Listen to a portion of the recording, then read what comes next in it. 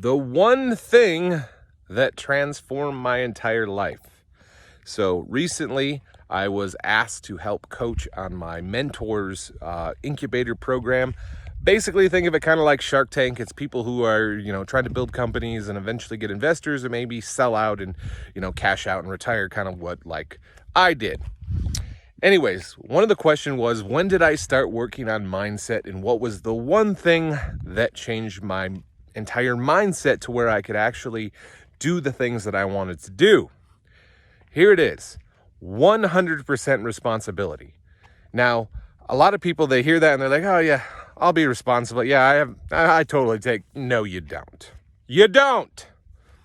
So one of the big questions I got asked was, because of my story, some people don't know, my son was born with club feet. His feet were flipped upside down when he was born. And this put me and my wife $500,000 in debt. Eventually we filed bankruptcy. And then I got crippled and had to start over. And a lot of people ask me, well, if you say you take 100% responsibility for your life, how do you explain your son born with club feet? A lot of kids are born normal. And here's how I explain that. It was my choice to have kids. I have two amazing sons. It was my choice.